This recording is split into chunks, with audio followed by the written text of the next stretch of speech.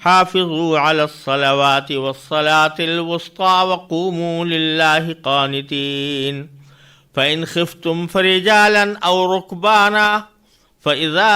أمنتم فاذكروا الله كما علمكم ما لم تكونوا تعلمون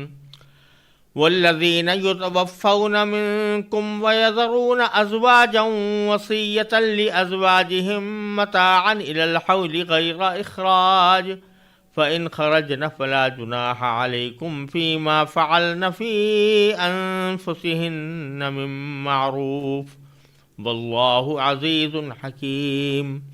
وللمطلقات متاع بالمعروف حقا على المتقين كذلك يبين الله لكم آياته لعلكم تعقلون۔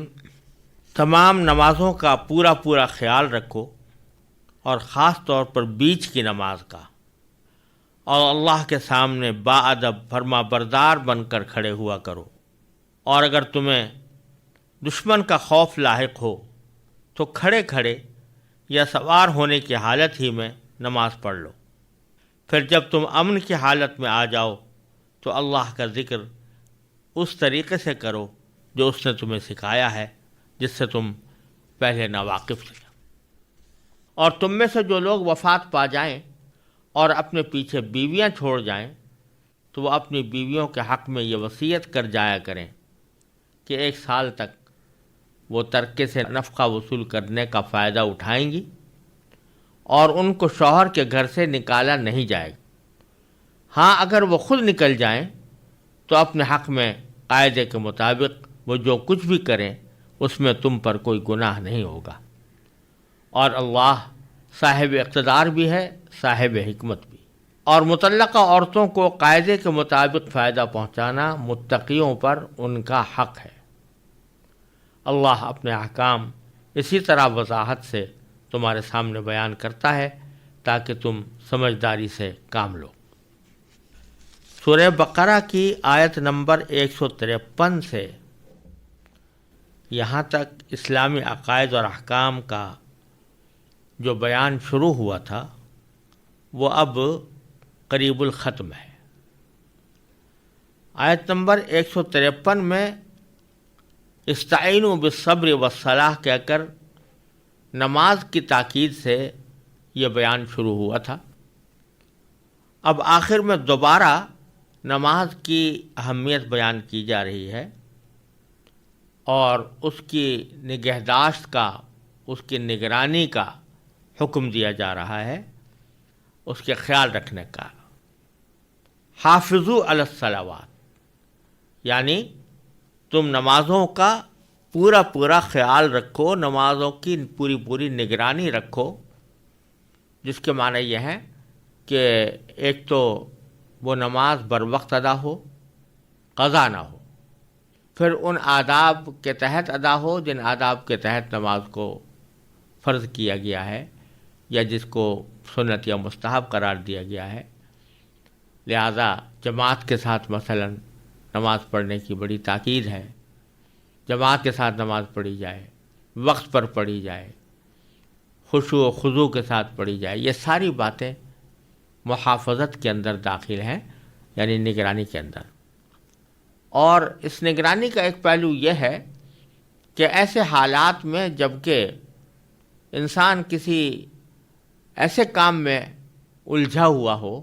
کہ وہاں سے اس کا نکلنا مشکل ہو رہا ہو، اس وقت میں خاص طور پر نماز کی نگہداشت کا حکم دیا گیا ہے۔ چنانچہ فرمایا کہ حافظوا علی الصلوات والصلاۃ الوسطی، کہ تمام نمازوں کی پابندی کرو اور خاص طور پر بیچ کی نماز۔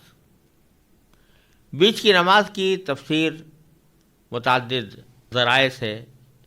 یہ کی گئی ہے کہ اس سے مراد عصر کی نماز ہے۔ عصر کی نماز کا خاص طور پر اللہ تبارک و تعالیٰ نے اس لیے ذکر فرمایا کہ یہ وہ وقت ہوتا ہے جب کہ لوگ اپنے کاروبار زندگی میں منہمک ہوتے ہیں، اور ایک ایسا وقت ہوتا ہے کہ لوگ اپنا کاروبار اب یا تو ان کا شباب پر ہوتا ہے یا اب بند کر کے گھر جانے والے ہوتے ہیں، یا کئی ملازمت پیشہ لوگ جو ہیں وہ ان کا کام ختم ہو رہا ہے، ان کو جلدی گھر پہنچنے کی عجلت ہوتی ہے، تو انسانوں کا ذہن اس وقت میں اپنے دنیاوی کاروبار میں مصروف ہوتا ہے، تو اس لیے خاص طور پر ذکر کیا کہ عصر کی نماز کا خصوصی خیال رکھ۔ تو یہ محافظت یا نگہداشت کا جو حکم ہے جو آخر میں دیا جا رہا ہے، یہ کچھ ایسا ہے کہ جہاں جہاں اللہ تبارک و تعالیٰ نے اللہ کے نیک بندوں کے احکام بیان فرمائے ہیں یا اللہ تعالیٰ کے نیک بندوں کی صفات بیان کی ہیں، تو متعدد جگہ ایسا ہوا ہے کہ ان کو شروع بھی اللہ تعالیٰ نے نماز سے کیا اور پھر ان صفات کو ختم بھی نماز پر کیا، لیکن جہاں ختم کر رہے ہیں تو وہاں پر محافظت کا لفظ ہے، یعنی پابندی کرنے کا اور نگہداشت اور نگرانی کرنے کا۔ جیسے سورہ مومنون کے شروع میں ان لوگوں کی صفات بیان کی گئی ہیں جو مومن ہیں، اور اللہ تعالیٰ فرماتے ہیں کہ وہ فلاح پانے والے ہیں، قد افلح المؤمنون۔ تو ان کی سب سے پہلی صفت یہ بیان فرمائی گئی کہ الذین هم فی صلاتہم خاشعون، جو اپنے نماز میں خشوع سے کام لیتے ہیں۔ تو یہ سب سے پہلا وصف جو ہے وہ نماز کا ذکر کیا گیا۔ پھر اور بہت سے اوصاف ذکر کرنے کے بعد آخر میں پھر فرمایا والذین هم علی صلواتہم یحافظون، کہ جو اپنی نمازوں کی پابندی کرتے ہیں یا ان کی نگہداشت کرتے ہیں۔ تو شروع بھی نماز سے اور ختم بھی نماز پر، لیکن نماز کے ساتھ محافظت کا ذکر فرمایا گیا۔ اسی طرح سورہ معارج میں بھی جہاں اللہ تعالیٰ نے نیک بندوں کا ذکر کیا ہے تو وہاں فرمایا الذین هم علی صلاتہم دائمون، کہ جو نماز کو ہمیشہ ادا کرتے ہیں، اور پھر اور بہت سے صفات بیان کرنے کے بعد پھر آگے فرمایا الذین هم علی صلاتہم یحافظون، کہ اپنے نماز کی پابندی کرتے ہیں یا اس کے نگہداشت کرتے ہیں۔ تو یہاں بھی سورہ بقرہ میں جہاں اللہ تبارک و تعالیٰ نے دین کے مختلف احکام بیان فرمائے ہیں اور مختلف عقائد کا بھی بیان آیا ہے، ان کی ابتدا میں اللہ تعالیٰ نے سب سے پہلے نماز کا ذکر کیا کہ یا ایھا الذین آمنوا استعینوا بالصبر والصلاۃ، اور پھر اب یہاں چونکہ وہ ختم ہو رہا ہے وہ بیان، تو آخر میں پھر دوبارہ نماز کی نگرانی کی تاکید کرتے ہوئے فرمایا گیا کہ وحافظوا علی الصلوات والصلاۃ الوسطیٰ۔ اور یہ بات اس لیے کہ تمام احکام کے شروع میں بھی اور آخر میں بھی نماز کا ذکر کر کے اور نماز کی پابندی اور اس کی نگرانی کا ذکر کر کے تنبیہ فرمائی جا رہی ہے کہ تمام احکام میں سب سے زیادہ اہمیت اور سب سے زیادہ قابل پابندی جو چیز ہے وہ نماز ہے۔ جو شخص نماز کی پابندی کرے گا تو اس کے دوسرے کام بھی درست ہوں گے، اور جو نماز کے اندر اللہ بچائے کوتاہی کرے گا یا نماز کی طرف دھیان نہیں دے گا تو اس کے دوسرے کام اور زیادہ خراب ہوں گے۔ اور یہ بات حضرت فاروق اعظم رضی اللہ تعالیٰ عنہ نے اپنے عہد خلافت میں اپنے تمام گورنروں کو ایک سرکاری فرمان کے طور پر لکھی تھی، جس میں فرمایا تھا کہ جو شخص نماز کی پابندی کرے گا اس کے دوسرے کام بھی درست ہوں گے، وَمَنْ ضَيَّعَهَا فَهُوَ لِمَا سِوَاهَا أَضْيَعُ، اور جو نماز کو ضائع کر دے تو اس کے دوسرے کام زیادہ برباد ہوں گے۔ اس لیے اللہ تبارک و تعالیٰ نے یہاں پر شروع اور آخر دونوں میں نماز کا ذکر فرمایا، اور پھر فرمایا وَقُومُوا لِلَّهِ قَانِتِينَ، اور کھڑے رہو اللہ کے لیے، اللہ کے سامنے کھڑے رہو۔ کس طرح کھڑے رہو؟ قانتین، قنوت کی حالت میں۔ قنوت کا لفظ عربی زبان میں بہت سے معنی کے لیے آتا ہے، اور اس کو اگر اردو میں کسی ایک لفظ سے تعبیر کرنا چاہیں تو کسی ایک لفظ سے اس کا تعبیر کرنا دشوار ہے، اس لیے ترجمہ کرتے ہوئے ہم نے یہاں پر یہ لفظ استعمال کیا کہ با ادب فرما بردار بن کر کھڑے ہوا کرو۔ اس میں ایک پہلو تو قنوت کے اندر ہے ادب کا اور تعظیم کا، اور دوسرا پہلو ہے اطاعت کا، فرما برداری کا، اور اس میں اللہ تبارک و تعالی نے فرما برداری کے کا جو حکم دیا ہے کہ اس طرح کھڑے ہو جیسے باادب اور بردار آدمی کھڑا ہوتا ہے. تو اس کا لازمی طریقہ یہ ہے کہ وہ بالکل اس طرح کھڑا ہو کہ سوائے نماز کی کوئی اور بات نہ کرے، سوائے نماز کے کسی اور حرکت میں بلا وجہ اپنے آپ کو مبتلا نہ کرے، بلکہ سکون کی حالت میں کھڑا ہو. تو اسی آیت کے بارے میں احادیث میں آتا ہے کہ شروع میں نماز کے دوران بات چیت کرنا جائز تھا. حضرت زید بن ارقم رضی اللہ تعالیٰ عنہ فرماتے ہیں کہ شروع میں جب ہم نماز پڑھتے تھے تو اس میں کوئی ایک آدھ بات نماز پڑھنے والے سے اگر کر لی تو نماز پڑھنے والا بھی اس کا جواب دے دیتا تھا. مثلا سلام کر لیا تو سلام کا جواب دیتا تھا. کسی سے مثلا جماعت ہو رہی ہے تو کوئی پیچھے سے آیا تو وہ پوچھ لیتا تھا کہ کتنی رکعتیں ہوئی ہیں، تو وہ جواب بھی دے دیتے تھے. اس طرح کی گفتگو کا رواج بھی تھا اور یہ جائز بھی تھی. لیکن حضرت زید بن ارقم رضی اللہ تعالیٰ عنہ فرماتے ہیں کہ جب یہ آیت کریمہ نازل ہوئی وقوموا للہ قانتین، تو پھر ہمیں بات چیت کرنے سے منع کر دیا گیا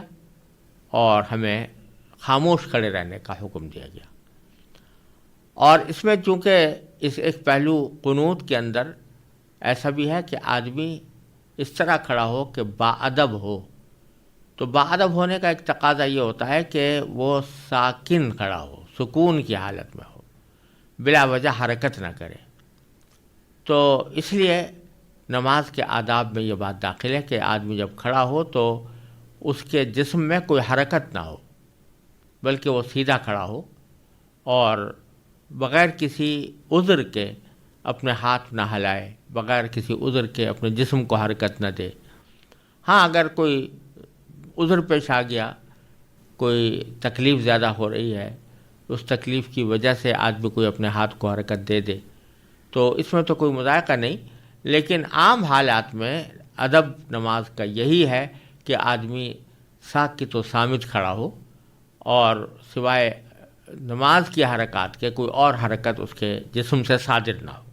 پھر آگے اللہ تبارک و تعالیٰ نے جب حکم دیا محافظت کا یا نگرانی اور نگہداشت کا کہ نماز کی نگرانی اور نگہداشت کی جائے، تو اس میں یہ پہلو ہمیشہ پیش نظر رہتا ہے کہ جن مواقع پر انسان نماز سے غافل ہو سکتا ہے ان مواقع کے اوپر بھی نماز کا خیال رکھے. تو اس کا ایک پہلو تو ابھی عرض کیا گیا کہ نماز عصر کی تاکید کی گئی، جو کہ عام طور سے کاروبار زندگی میں منہمک ہونے کا وقت ہوتا ہے. لیکن اب دوسرا اس کا پہلو یہاں پر اللہ تعالیٰ بیان فرما رہے ہیں کہ اگر حالت جنگ ہو، دشمن سے جنگ ہو رہی ہے اور اس جنگ کے اندر ایک خوف کی حالت ہے کہ دشمن کوئی حملہ نہ کر دے، تو یہ ایک ایسی حالت ہوتی ہے کہ اس میں اگر نماز چھوٹ بھی جائے تو آدمی سوچتا ہے کہ یہ تو ایک بالکل ہی ایمرجنسی کی صورت ہے، لہذا چھوٹ جانی چاہیے. لیکن اللہ تعالیٰ فرماتے ہیں کہ جب تک اس حالت خوف میں بھی جب تک تم نماز پڑھ سکتے ہو تو پڑھو، چاہے وہ عام طریقے سے ہٹ کر کوئی اور طریقہ اختیار کیا ہو تم نے. مثلا فرمایا کہ فَإِنْ خِفْتُمْ،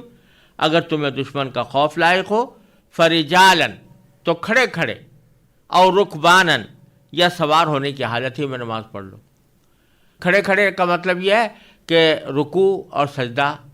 نہ کریں اور کھڑے کھڑے ہی اشارہ کر دیں. رکوع کے لیے تھوڑا اشارہ سر سے اور سجدے کے لیے ذرا تھوڑا زیادہ سر کو جھکا کر اشارہ کر لیں. اس وقت جب کہ خوف کی حالت ہے اور باقاعدہ نماز پڑھنے کا موقع نہیں ہے تو کھڑے کھڑے اگر موقع مل رہا ہے تو کھڑے کھڑے پڑھ لو. اور وہ رکبانن او رکبانن، یعنی سوار ہونے کی عادت میں، جیسے پہلے زمانے میں گھوڑے کی پشت پر سوار ہوتے تھے، اسی حالت میں لڑائی ہوتی تھی، تو اس میں اگر موقع مل گیا ہے تو نیچے اترنے کی ضرورت نہیں، بلکہ گھوڑے کی پشت پر بیٹھے بیٹھے بھی اشارے سے نماز پڑھ لو، یہ بھی جائز ہے. ہاں البتہ اگر کوئی صورت ایسی آ جائے کہ جس میں نہ کھڑے کھڑے نماز پڑھنے کا موقع ہے، نہ سواری پر بیٹھ کر نماز پڑھنے کا موقع ہے، تو اس موقع کی وجہ سے، جنگ کی ضرورت کی وجہ سے، جہاد کی ضرورت کی وجہ سے اگر نماز قضا ہو جائے تو انشاءاللہ اس کا کوئی گناہ بھی نہیں ہوگا۔ خود نبی کریم سرور دو عالم صلی اللہ علیہ وسلم سے منقول ہے کہ غزوہ احزاب کے موقع پر آپ کی بعض نمازیں جنگ کی مشغولیت کی وجہ سے وقت پر نہ پڑھی جا سکیں، آپ نے پھر بعد میں پڑھی۔ اور بعد میں صحابہ کرام کا بھی معمول یہی رہا کہ جب تک جنگ کے دوران نماز پڑھنے کا موقع ہوتا تھا تو جس طرح بھی موقع مل جاتا، کھڑے ہو کر یا سوار ہو کر، تو وہ پڑھ لیتے تھے۔ لیکن جہاں موقع نہیں ہوتا تھا تو پھر وہ نماز کا وقت گزر جانے دیتے اور اس کے بعد پھر قضا پڑھتے تھے۔ ایسی صورت میں قضا کرنے کا گناہ بھی نہیں ہوتا، کیونکہ ایک مجبوری کی وجہ سے قضا ہوئی۔ پھر فرمایا فَإِذَا أَمِنْتُمْ، پھر جب تم امن کی حالت میں آ جاؤ، فَاذْكُرُوا اللَّهَ كَمَا عَلَّمَكُمْ مَا لَمْ تَكُونُوا تَعْلَمُونَ، تو اللہ کا ذکر اس طریقے سے کرو جو اس نے تمہیں سکھایا ہے، جس سے تم پہلے ناواقف تھے۔ یعنی اللہ تبارک و تعالی نے جو نماز کا طریقہ تمہیں سکھایا ہے، جو معمول کی نماز کا، پھر اس میں اسے معمول کی نماز کے طریقے کے مطابق ہی ادا کرنی چاہیے۔ یہاں نماز کا ذکر کرنے کے بعد پھر تھوڑا سا تکملہ ہے طلاق اور عدت کے احکام سے متعلق۔ یعنی پیچھے جو حکم دیا گیا تھا کہ عورتیں جن کو طلاق دی جائے تو وہ عدت گزاریں گی، عدت کے احکام کچھ بیان کیے گئے تھے، تو اس میں ساتھ ساتھ یہ بھی بتایا گیا تھا کہ جن عورتوں کے شوہروں کا انتقال ہو جائے تو وہ 4 مہینے 10 دن ان کی عدت ہوتی ہے۔ تو اب اس کے تکملے کے طور پر اللہ تبارک و تعالی یہ فرما رہے ہیں کہ جب ان کی شوہر کا انتقال ہو گیا، جب ان کے شوہر کا انتقال ہو گیا تو ان کے اوپر 4 مہینے 10 دن کی عدت تو واجب ہے کہ وہ اسی گھر میں گزاریں جس گھر میں شوہر کا انتقال ہوا، اور اس میں وہ سوگ بھی منائیں گی۔ لیکن ایک چیز اور ہے، وہ ان کو ایک حق دیا گیا ہے، اور شوہروں کو یہ کہا گیا ہے کہ تم مرنے سے پہلے وصیت کر جایا کرو کہ اگرچہ میرے مرنے کے بعد میری بیوی کی عدت تو 4 مہینے 10 دن ہی ہے، لیکن اگر وہ چاہے تو سال بھر تک اس کو میرے گھر میں رکھا جائے۔ اگر وہ چاہے تو سال بھر تک میرے گھر کے اندر ہی رہے، اور اس کے سسرال والوں کو یا مرنے والے کے رشتہ داروں اور وارثوں کو یہ حق نہیں ہے کہ وہ سال بھر کے دوران اس کو شوہر کے گھر سے باہر نکالیں، یا یہ کہیں کہ بھئی اب تم یہاں سے نکل جاؤ اور اپنا کوئی اور گھر تلاش کرو، بلکہ سال بھر تک ان کو شوہر کے گھر میں رہائش کا حق دینا ورثہ کے ذمہ واجب ہو جائے گا، اس وصیت کی وجہ سے جو شوہر کر کے جائے۔ اس کا مطلب یہ ہوگا کہ اگر خود عورت اپنی مرضی سے 4 مہینے 10 دن پورے کرنے کے بعد اپنی مرضی سے کہیں اور جانا چاہتی ہے، کسی اور گھر میں رہنا چاہتی ہے، تو بے شک رہے، اس کے اوپر کوئی پابندی نہیں۔ لیکن اگر فرض کرو اس کا کوئی ٹھکانہ دوسرا نہیں ہے، یا کسی اور وجہ سے وہ سال شوہر کے گھر میں ہی گزارنا چاہتی ہے، تو پھر اس صورت میں اس کو وارثوں کو اس کو نکالنے کا حق حاصل نہیں۔ یہ حکم اللہ تبارک و تعالی نے عطا فرمایا شروع میں کہ شوہروں سے کہا کہ تم یہ وصیت کر کے جایا کرو کہ تمہاری بیویوں کو سال بھر تک رہنے کا حق دیا جائے۔ یہ اس وقت کی بات ہے جب تک میراث کے احکام نہیں آئے تھے۔ بعد میں پھر اللہ تبارک و تعالی نے سورہ نساء میں میراث کے مفصل احکام عطا فرمائے، اور اس میں بیوی کو شوہر کے ترکے میں حصہ دار بنایا کہ اگر مرنے والے کی اولاد ہے تو اس صورت میں بیوی کو 8واں حصہ، اور اگر اولاد نہیں ہے تو 4تھا حصہ بیوی کا ہے۔ تو جب اس کے ترکے میں بیوی حصہ دار بن گئی تو اب یہ سال بھر تک شوہر کے ترکے سے نفقہ پانے اور اس کے گھر میں رہنے کا جو حق تھا اس کی ضرورت نہ رہی، کیونکہ شوہر کے ترکے میں سے ایک معقول مقدار بیوی کو مل جائے گی، تو اب وہ اپنے رہائش کا بھی انتظام کر سکتی ہے اور اپنے نان نفقے کا انتظام بھی کر سکتی ہے اس میراث کے حصے کے ذریعے۔ لہذا 4 مہینے 10 دن جو عدت کے ایام تھے اس میں تو بے شک وہ نفقہ پانے کی حقدار ہے شوہر کی طرف سے، لیکن عدت گزرنے کے بعد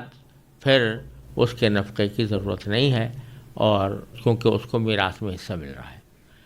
تو اس حکم کو اللہ تبارک و تعالیٰ نے یہاں فرمایا کہ والذین یتوفون منکم، اور تم میں سے جو لوگ وفات پا جائیں، ویذرون ازواجا، اور اپنے پیچھے بیویاں چھوڑ جائیں، تو وصیۃ لازواجہم،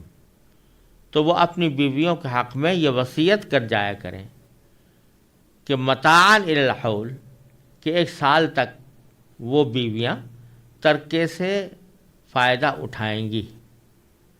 فائدہ اٹھانے میں نفقہ بھی داخل ہے اور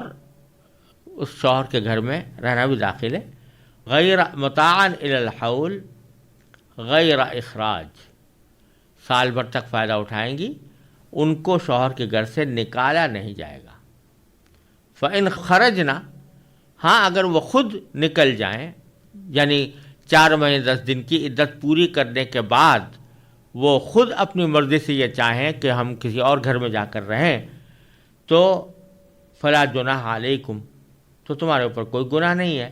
فیما فعلن فی انفسہن میں معروف، کہ وہ اگر وہ اپنے حق میں قاعدے کے مطابق جو کچھ بھی کریں تو اس میں تم پر کوئی الزام کی بات نہیں ہے، وہ خود فیصلہ کر رہی ہیں اپنے حق میں اور قاعدے کے مطابق کر رہی ہیں۔ قاعدے کے مطابق کرنے کا معنی یہ کہ عدت پوری کرنے کے بعد کر رہی ہیں، 4 مہینے 10 دن کے وقت کا وقت گزرنے کے بعد کر رہی ہیں، اور ساتھ ساتھ یہ کہ جو احکام ہیں عدت کے ان کو پوری طرح بجا بھی لا رہی ہیں، اور ترکے سے جتنا حصہ ان کو مل رہا ہے اتنا ہی وہ لے بھی رہی ہیں۔ تو اس صورت میں تمہیں اس میں کوئی گناہ نہیں ہے تمہارے اوپر کہ تم ان کو شوہروں کے گھر سے باہر جانے کی اجازت دے دو۔ اور فرمایا کہ واللہ عزیز الحکیم، اور اللہ تعالیٰ صاحب اقتدار بھی ہے، صاحب حکمت بھی ہے۔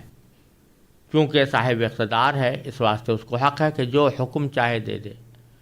اور چونکہ حکمت والا ہے، صاحب حکمت ہے، تو ایسا ہی حکم عطا فرماتا ہے جو بندوں کی مصلحت کے مطابق۔ وَلِلْمُطَلَّقَاتِ مَتَاعٌ بِالْمَعْرُوفِ، پھر آگے ایک جامع جملہ مطلقات کے حق میں ارشاد فرما دیا کہ مطلقہ عورتوں کو قاعدے کے مطابق فائدہ پہنچانا متقیوں پر ان کا حق ہے۔ یعنی مطلقات جن کو طلاق دے دی گئی ان کو فائدہ پہنچانا متقیوں کے لیے، یعنی جو مومن ایسے ہوں جو تقوی کا لحاظ رکھتے ہیں، ان کے ذمہ ضروری ہے کہ ان کو فائدہ پہنچائیں۔